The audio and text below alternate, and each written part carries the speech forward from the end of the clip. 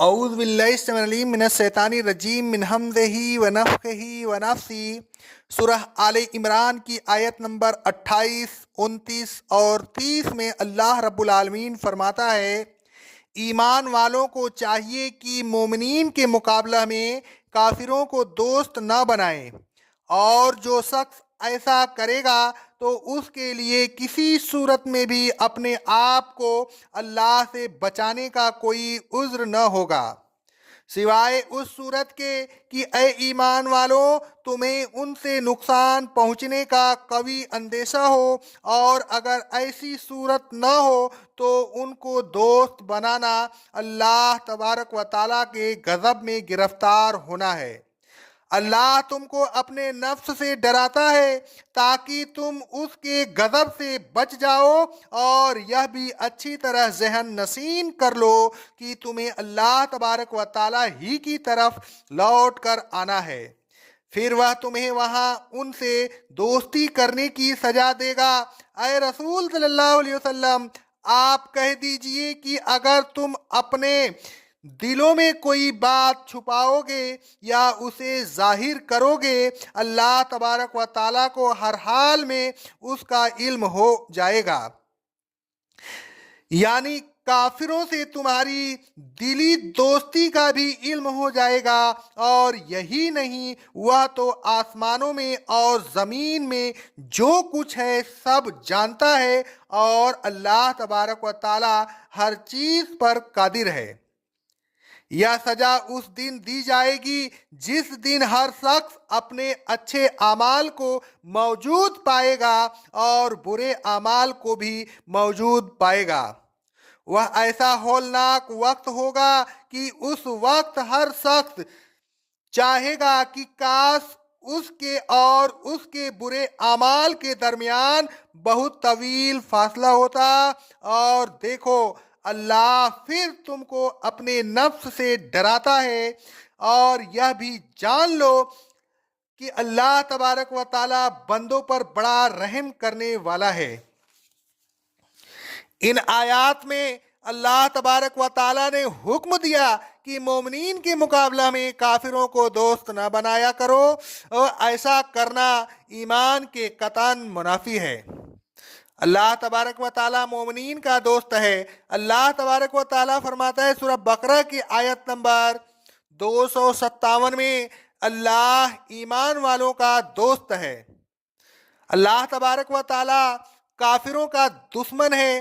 اللہ تبارک و تعالیٰ فرماتا ہے سورہ بقرہ کی آیت نمبر 98 میں، اللہ کافروں کا دشمن ہے۔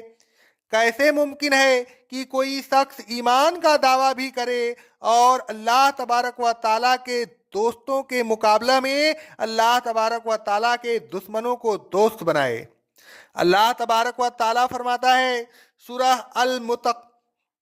ممتحنہ کی آیت نمبر 1 میں، اے ایمان والوں میرے دشمن کو اور اپنے دشمن کو اپنا دوست نہ بناؤ، تم ان کی طرف محبت کے پیغام بھیجتے ہو، حالانکہ جو حق تمہارے پاس آیا ہے وہ اس کا انکار کرتے ہیں۔ وہ رسول کو اور تم کو صرف اس وجہ سے نکالتے ہیں کہ تم اپنے رب اللہ پر ایمان لاتے ہو۔ اللہ تبارک و تعالیٰ فرماتا ہے سورہ الجاسیہ کی آیت نمبر 22 میں، اے رسول صلی اللہ علیہ وسلم، آپ ایسی قوم نہیں پائیں گے جو اللہ پر اور یوم آخرت پر ایمان رکھتی ہو، پھر وہ ان لوگوں سے دوستی رکھے جو اللہ اور اس کے رسول کی مخالفت کرتے ہوں، خواہ وہ ان کے باپ، بیٹے، بھائی اور خاندان کے لوگ ہی کیوں نہ ہوں۔ آگے فرمایا اللہ تبارک و تعالیٰ نے سخت تنبیہ کرتے ہوئے یہ فرمایا، وَمَن يَفْعَلْ ذَلِكَ فَلَيْسَ مِنَ اللَّهِ فِي شَيْءٍ، کہ جو شخص مومنین کے مقابلہ میں کافروں کو دوست بنائے گا تو پھر اس کے پاس اپنے آپ کو اللہ تبارک و تعالیٰ کے عذاب سے بچانے کے لیے کوئی عذر نہ ہوگا۔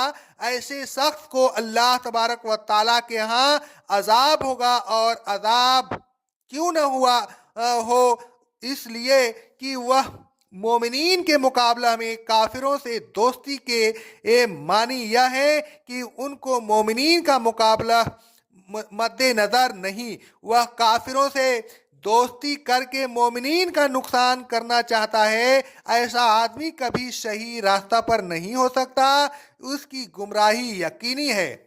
अल्लाह तबारक व ताला फरमाता है सूरह अल मुमतहिना की आयत नंबर 1 में, तुम में से जो शख्स आइंदा ऐसा करेगा वह सीधे रास्ते से भटक गया।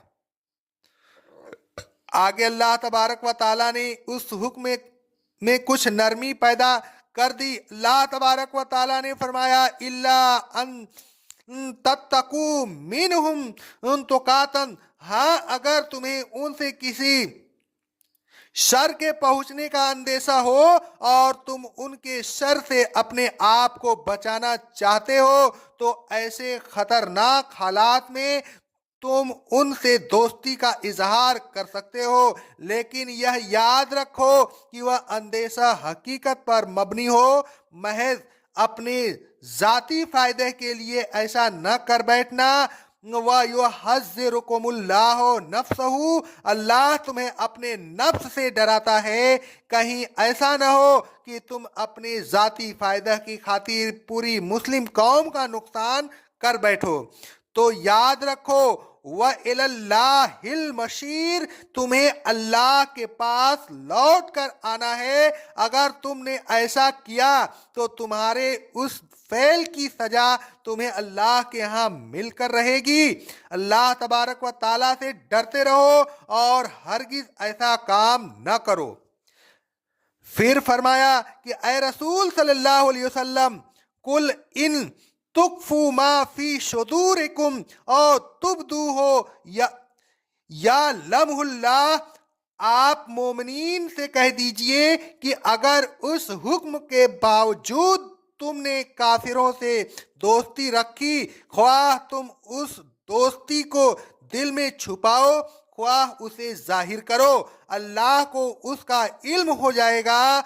इसलिए कि वह आलमो मा फिस समावात व मा फिल अर्ज, वह तो आसमानों में और जमीन में जो कुछ है सबको जानता है, उससे कोई चीज पोशीदा नहीं। अल्लाह तबारक व ताला फरमाता है सूरह आले इमरान की आयत नंबर 5 में, अल्लाह को उनके तमाम गुनाहों का इल्म है, इसलिए कि जमीन और आसमान में कोई ऐसी चीज नहीं जो अल्लाह से पोशीदा हो। अल्लाह तबारक व ताला फरमाता है सूरह हूद की आयत नंबर 5 में, अल्लाह को उनकी तमाम बातों का जो वह छुपाते हैं और जो वह जाहिर करते हैं इल्म होता है, और यही क्या वह तो उनके दिलों के बातों को भी जानता है। अक़ौलु क़ौली हाज़ा अस्तग़फ़िरुल्लाह अस्तग़फ़िरुल्लाह अस्तग़फ़िरुल्लाह।